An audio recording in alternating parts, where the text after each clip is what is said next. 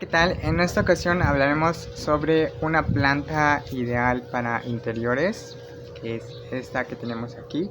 Así es que no te despegues de ahí y vamos a ello.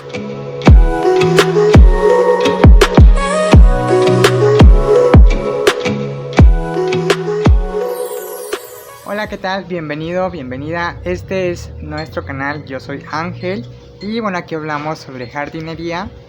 En esta ocasión, como ya lo mencioné, voy a hablarles sobre esta suculenta que la he cultivado en interior y me ha dado buenos resultados, no ha tenido etiolación.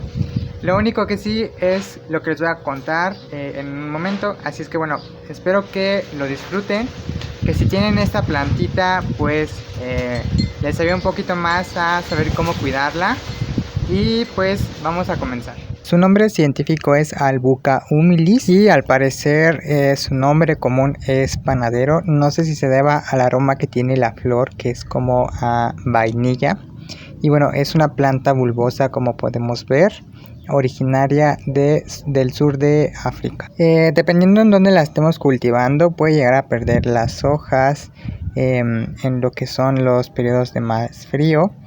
Y bueno, aquí podemos ver la reproducción que yo he realizado, la cual es por medio de división de bulbos, los cuales va sacando la planta madre a todo su alrededor. Asimismo, el largo de sus hojas va a depender de este factor, ya que si las tenemos expuestas un poquito más a las inclemencias del clima, van a tender a ser más pequeñas, más cortas.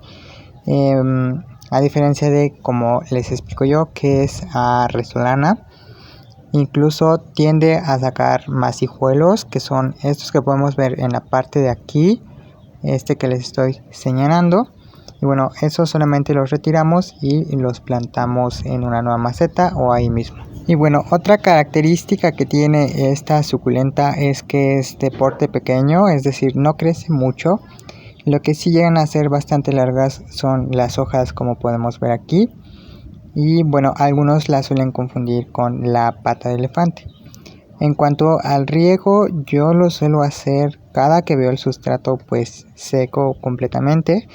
Agrego una cantidad pues suficiente de agua hasta que empiece a gotear por la parte de abajo.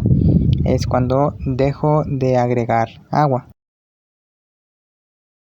Respecto a la ubicación de esta planta, en realidad yo la he cultivado dentro de mi habitación y bueno, en un lugar bastante iluminado, pero igual va muy bien en lugares en exterior, especialmente en Resolana, que es un lugar bien iluminado con luz solar pues filtrada, y eso pues me ha permitido tenerla de esta forma, súper frondosa, súper bonita.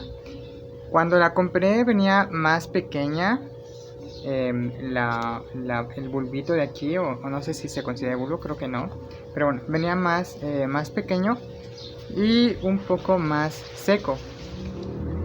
Entonces no es muy exigente a requerimientos solares, pero sí es conveniente de vez en cuando irla girando para que sus hojitas, todo su follaje, no se vaya hacia un solo lado, ya que cuando yo la tenía en interior, todas se fueron hacia adelante. Entonces, pues vaya, no se ve mal, se ve bonita, incluso se ve más frondosa la parte de aquí, pero lo recomendable pues sería irla girando de vez en cuando para que esté el follaje hacia todos lados. Su floración la hace solamente una vez al año en cuanto a mi experiencia, y es por ahí de mediados a finales de verano. Es de color blanco, muy bonita y muy aromática. Su aroma es, como ya lo he comentado, un olor así como a vainilla. Cuando acabamos de separar los pequeños bulbos, es recomendable no mojar tanto el sustrato. Sí debe guardar cierta humedad para que saque raíces, pero no en exceso, ya que pueden llegar a podrirse. Ya que vemos que están un poco más sujetas al sustrato, ya podemos hacer los riegos pues un poco más profundos. Como les menciono, Los riegos los hago cada vez que veo el sustrato ya seco completamente, pues al ser una planta bulbosa podemos llegar a pudrirla con bastante facilidad. Bien, pues eso ha sido todo por esta ocasión. Espero que les haya gustado, que les sirva si ya la tienen, y si no, pues espero que la consigan.